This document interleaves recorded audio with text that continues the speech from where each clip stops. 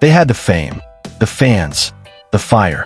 But behind the music was pain, addiction, pressure, and in the end, they lost their lives to drug overdoses. Today, we remember the rock legends whose light burned out too soon, taken by the same wildlife that made them stars. Their voices are gone, but their stories still echo. Jimi Hendrix.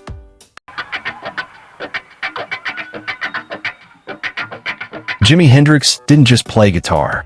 He made it scream, cry, and speak a language only the soul could understand. A true pioneer of psychedelic rock, Hendrix stood at the top of the world in the late 1960s. But fame came with a price. On September 18, 1970, just 27 years old, Jimi was found unresponsive in London after taking sleeping pills and red wine. He choked in his sleep.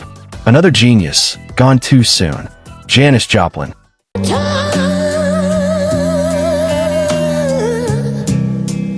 She was wild, raw, unapologetically herself. Janis Joplin had a voice that could tear your heart in half and then heal it again with one note. But inside, she battled loneliness and insecurity, searching for love in a world that never quite gave it back. On October 4th, 1970, just 16 days after Hendrix, Janis was found lifeless in a Los Angeles hotel. Heroin had taken her. She was only 27. Jim Morrison. Jim Morrison, the Lizard King, led the Doors with hypnotic lyrics and a voice full of rebellion. He wasn't just a singer. He was a poet lost in a storm of fame. By 1971, he'd escaped to Paris, trying to find peace. But on July 3rd, he was found in a bathtub, gone without a sound. No autopsy, just whispers of heroin. He too was 27. Kurt Cobain. That sounded good. Kurt Cobain gave a voice to the broken, the angry, the unheard. Nirvana exploded onto the scene, but behind every scream was real pain. In 1994, Kurt died by his own hand. Toxicology reports revealed a massive dose of heroin. His final words? It's better to burn out than to fade away. And he did, at 27. Amy Winehouse.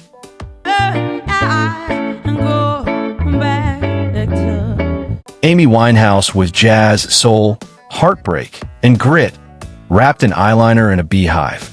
Her voice was timeless, but her struggles were written between every line she sang. In 2011, after years of battling addiction, Amy was found in her London flat. Alcohol poisoning ended her story. She was 27. Scott Weiland. Stone Temple Pilots. Velvet Revolver. The soundtrack of the 90s. Scott Weiland's voice was both velvet and fire. But the road was long, and the demons followed. In 2015, he was found dead on his tour bus. Cocaine, alcohol, sleeping pills, another soul lost to the haze.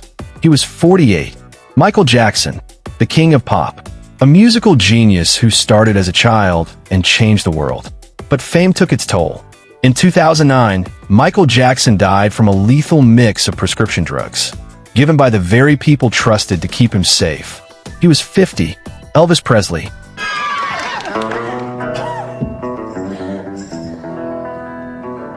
Elvis Presley didn't just break records, he built the stage.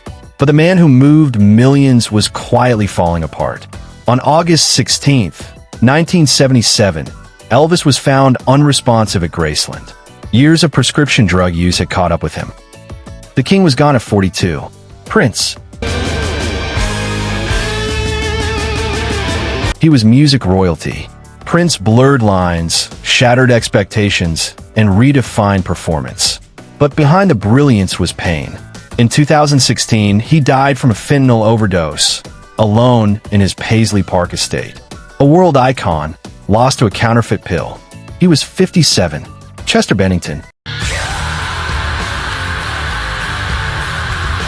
He screamed what others were too afraid to say.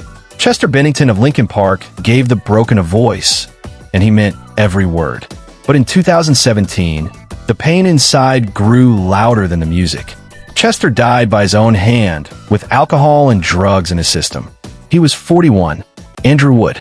He was the golden child of Seattle's rock scene. Charismatic, flamboyant, and poetic, Andrew Wood led Mother Love Bone with star power that promised a revolution. But before the world truly heard him, heroin silenced him. In 1990, he was found unresponsive in his apartment. He was only 24. His death would inspire the creation of Pearl Jam and a movement. Lane Staley. Lane Staley didn't just sing about pain, he lived it. The frontman of Alice in Chains, his voice was haunting, heavy, and heartbreakingly honest. In 2002, Lane was found in his Seattle apartment. His body had decomposed. He had been gone for weeks. He died alone, surrounded by drugs. He was 34. Bradley Nowell. The blind was about to explode. Bradley Nowell's sound, part ska, part punk, part raw California soul, was set to dominate the airwaves. But in 1996, just before the band's breakout, heroin took his life in a hotel room. He was 28. He never got to see his band become legendary. Shannon Hoon. Blind Melon's No Rain was a 90s anthem, and Shannon Hoon's voice made it unforgettable, innocent, unique, and full of feeling. But on tour in 1995, the struggle caught up with him. He was found dead on the band's tour bus. Cocaine overdose. Just 28 years old. Hillel Slovak. Before Red Hot Chili Peppers became a global force, Hillel Slovak helped define their early sound. His funk-punk guitar style was raw and electric. But in 1988, heroin ended his journey. He was only 26. The band would never be the same. Sid Vicious. The Pump Poster Boy, bassist of the Sex Pistols. Sid Vicious lived fast, loud, and self-destructively. In 1979, just months after the death of his girlfriend Nancy Spungen, Sid overdosed on heroin. He was only 21. Darby Crash. The Germs frontman, Darby was chaos on stage and tortured off it. A poet of punk who teetered between brilliance and collapse. In 1980, he died from a heroin overdose. The very next day, John Lennon was killed, burying Darby's story under global headlines. He was just 22. Frankie Lyman.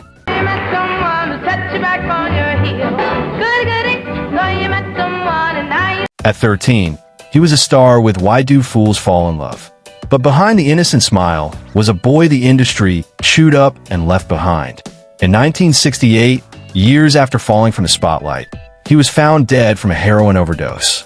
He was only 25. Kristen Pfaff.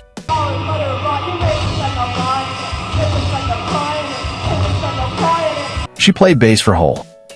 Brilliant, passionate, and part of a rising generation of rock women. But the shadows of addiction followed her. In 1994, just a year after joining the band, she was found in her apartment. Heroin ended her life. She was 27. Brian Jones, a founding member of the Rolling Stones, a visionary, multi-instrumentalist, and style icon. But fame pushed him to the edge. In 1969, Brian was found lifeless at the bottom of his swimming pool. Drugs and alcohol surrounded his final days. He was 27. Gary Thane. He brought thunder to the bass in Uriah Heep. Gary Thane was talented, young, and full of promise. But heroin haunted his career. In 1975, he died from an overdose at just 27 years old. Another rising star gone too soon. Bon Scott. The wild heart of AC/DC. Bon Scott lived on the edge and made sure you heard every second of it. In 1980, after a night of heavy drinking, he was found lifeless in a parked car. Official cause, alcohol poisoning. He was 33 and still at the height of his power. Steve Clark.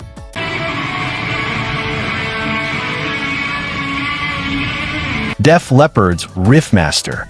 Steve Clark's guitar lit up arenas and defined an era of rock. But behind the fame was a quiet war with alcohol and pills. In 1991, he was found dead in his apartment in London. He was just 30. John Bonham, Led Zeppelin's engine.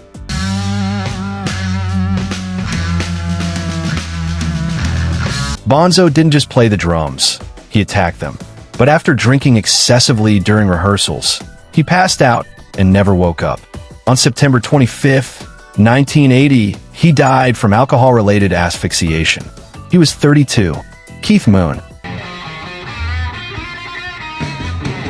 The Who's madman behind the drums, explosive on stage, and just as self-destructive off it. In 1978, he died after taking too many pills meant to help his drinking. A tragic irony for a man who lived at full volume. He was 32. Jimmy McCulloch. Wings. Thunderclap Newman. His guitar was magic in motion, but off stage, his battles were mounting. In 1979, Jimmy died from a heroin overdose. He was only 26. Lowell George.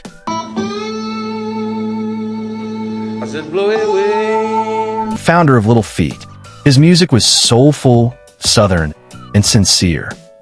In 1979, while on tour, he collapsed in a hotel room.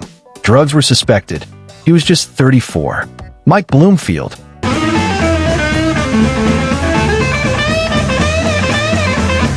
A blues prodigy who played with Dylan and electrified a generation.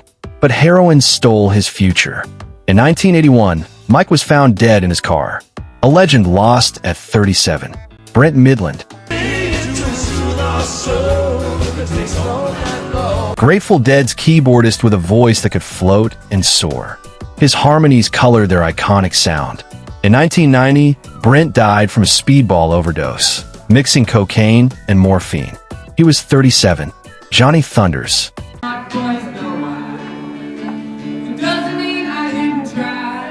New York Dolls.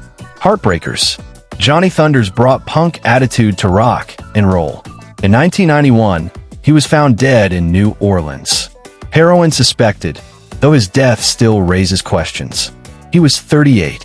Tim Hardin. House they lived in had a wall to keep the robbers out. A poet of folk. His songs, like If I Were a Carpenter, were raw, emotional, and timeless. But heroin shadowed his life and silenced his gift. In 1980, Tim died from an overdose. He was 39.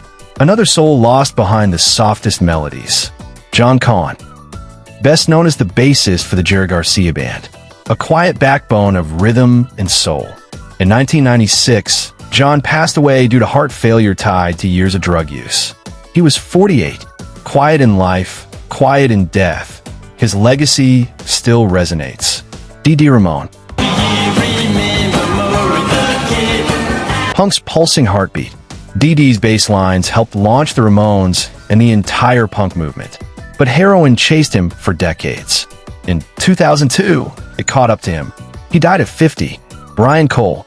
The Association's smooth harmonies defined the 60s. Brian Cole's bass held it all together. But in 1972, heroin stole his future. He was only 29. Howie Epstein. Tom Petty's right-hand man on bass. His melodic style helped shape the Heartbreakers. But by 2003, heroin took its toll. Howie was found dead in New Mexico. He was 47. Rory Storm. He led Rory Storm and the Hurricanes, one of the bands where Ringo Starr got his start. But fame faded fast, and pain took over. In 1972, Rory died after mixing sleeping pills and alcohol. He was 34. Ike Turner. Yes, honey, those was the good old days. A pioneer of rock and roll and a complicated figure in music history. His influence undeniable, his demons deep. In 2007, Ike died of a cocaine overdose. He was 76. John Entwistle, The Who's bassist, calm on the outside, thunderous with his sound. In 2002, just before a show in Vegas, John died of a cocaine-induced heart attack. He was 57. Rick James, super freak, funk rock royalty. Rick lived life in the extreme. creative genius, and chaos combined. In 2004, Rick was found dead with 9 different drugs in his system. He was 56. Tommy Bolin.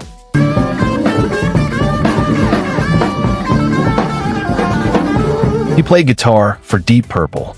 He was a rising star with limitless potential. But in 1976, after a show in Miami, heroin ended it all. Tommy was just 25. Andy Gibb, the youngest of the Gibb brothers. He had the charm, the voice, and the spotlight. But Andy struggled privately with addiction. Years of cocaine abuse weakened his heart. In 1988, he died at just 30 from inflammation of the heart worsened by substance use. Richard Manuel, the band's soulful pianist and one of its founding voices. He carried the weight of fame and addiction quietly. In 1986, after years of battling alcoholism and depression, Richard died by his own hand. He was 42. His voice still haunts every harmony he helped create. Bob Welch.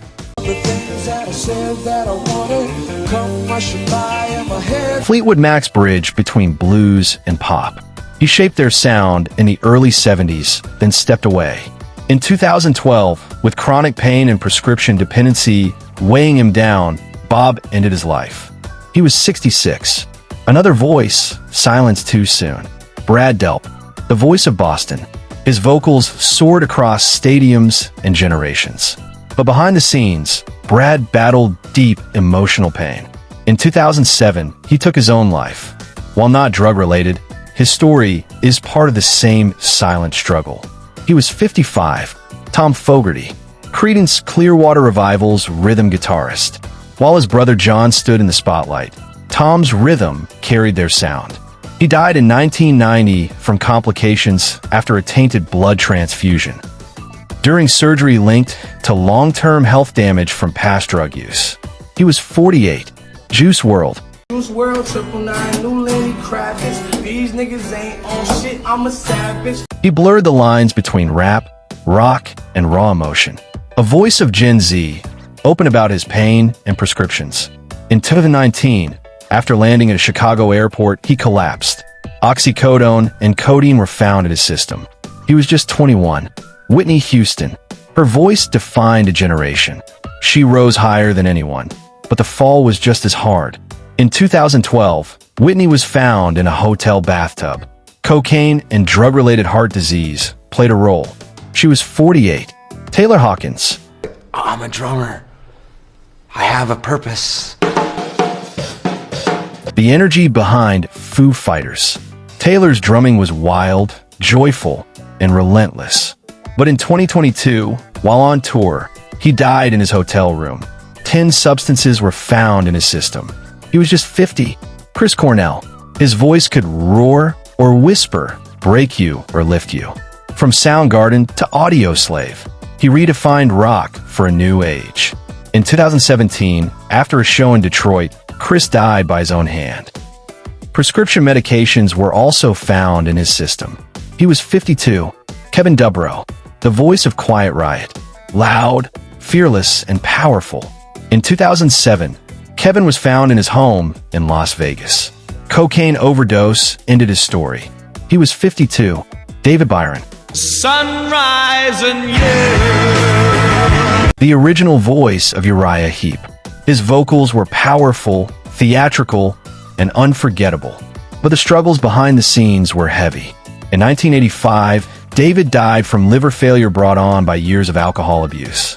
He was just 38. Paul Gray.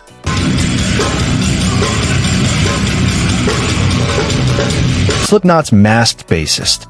Dark, heavy, and brilliant, Paul was a driving force in one of metal's biggest bands. In 2010, he was found in a hotel room. Morphine and fentanyl had taken his life. He was only 38.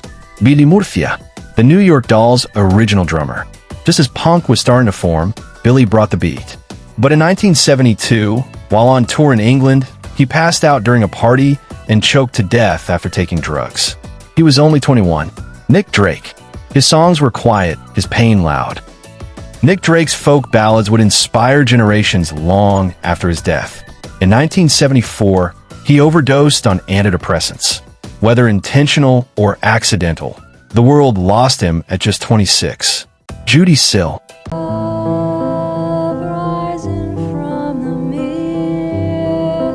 A gifted songwriter and deeply spiritual soul. Her music mixed gospel, folk, and a deep ache. But addiction and hardship followed her. In 1979, she died from a drug overdose. She was 35. Randy Lewis, member of the Dramatics. His voice helped shape the soul sounds of the 70s. But behind the stage, addiction crept in. He died of drug-related causes, a quieter loss in the music world. Graham Parsons, a trailblazer in country rock. Graham Parsons was poetic, stylish, and untamed. In 1973, he died in a motel near Joshua Tree. Morphine and alcohol stopped his heart. He was only 26. Phil Lynott, Thin Lizzy's frontman, a poet on bass, and a fierce Irish voice in rock. But years of heroin use damaged his body. In 1986, complications from drug use led to his death. He was just 36. Bobby Hatfield, half of the Righteous Brothers, the voice behind Unchained Melody.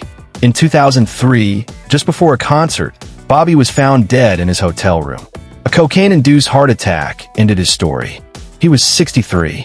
Alan Blind Owl Wilson, Canned Heat's quiet genius. He loved nature more than fame. In 1970, Alan was found on a hillside behind bandmate Bob Hite's home. A barbiturate overdose ended his life. He was 27, one of the earliest members of the 27 Club. They lit up the world with their music, but their brightest flames often burned the shortest. These weren't just songs, they were cries, confessions, and hopes. Their voices gave strength to millions, even when they had none left. If you or someone you know is struggling with addiction, please reach out, because help is real, and so is healing.